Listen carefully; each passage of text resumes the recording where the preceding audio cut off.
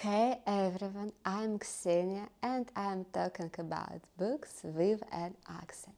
And today I want to tell you about a writer and a book you may not know. And I'll digress a little from the topic now. When I read translated literature written by English language writers, Spanish language, French writers, whatever, I always grieve a little that I cannot read these books in the original, because another language means a different way of thinking, means different images for comparison, different idioms. And of course, a good translator tries to convey the style and manner of the writer, but something is most likely slipping away. So I'm very glad that the author I want to tell you about today writes in my native language. And her prose stands out of its style and psychologism. She is a lover of rising complicated themes, eternal themes, and complex topics in literature. Her prose also inherits the traditions of classical Russian literature, and by the way, her heroes are usually quite modern. So, my writer for today is Lyudmila Ulitskaya. And I wanted to tell you about her short stories called Through Line, because it's my favorite book of her. But alas, it's not translated into English. So I took another book, and this is a big novel, Daniel Stein, Interpreter. And this novel has a very complex structure. It's like a mosaic consisting of separate parts, letters, interviews, some diaries of different people dating from different times. But all these parts in some way affect one person, a Jew and a Catholic monk, Daniel Stein.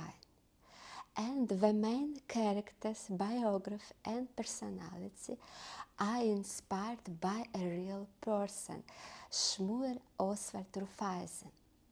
Oswald Rufeisen was born in Poland, and he posed as a Pole during the Nazi invasion. And accidentally he turned out to be an interpreter from German in the Gendarmerie. And in this place, in this the lion's den, he decided that he would try to help people, to save the lives of Jews. And he did it really. For example, he sent weapons to the ghetto.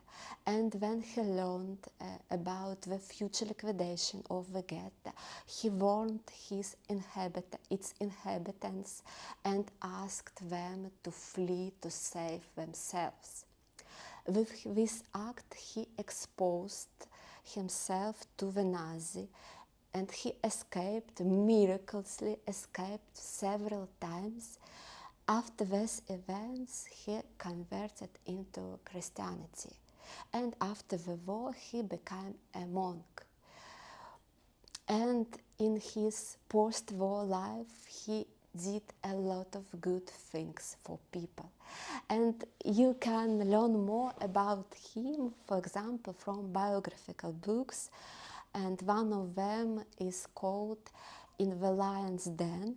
It was written by Nekama Tek, and our book is written by Dieter Korbach, I guess. And I think there are another book, because Oswald Rufeisen was a really good man and was a really inspiring person. But our novel is still fiction. And in one of the annotations, I've read that this novel is about the wanderings of the spirit in the darkness of the world. So this book is about how everyone seeks and finds light around and within themselves. And I agree with it. I guess that the main idea of the novel is as plain as day.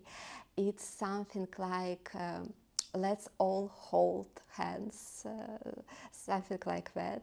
It's let's be good people, kind of a message. But nevertheless, this book caused a great and not always pleasant discussion. So there was a disapproving review of this book in the Washington Post, and some readers find that the characters in the book are sketchy, and some people don't like the presence of the writer herself in the text. And some readers find the passages that discussed about the relationship between the Christian Church and Jews boring. And some people say that the main idea of this novel is too obvious, and it's not a literature at all, because a real literature should be ambivalent. Yes, something like that. But none of these menaces stop me from loving this book. I think that Daniel Stein Interpreter is a therapeutic reading. It inspires you to do the right thing. Not exactly heroic deeds, but something like do small things with love. And I guess that this book has a similar effect on many readers. And by the way, Daniel Stein Interpreter received several Russian literary awards. And since that this book doesn't leave people indifferent, I guess that it means that it's worth reading. And this is all for today. Thank you for watching my video and see you soon. Bye.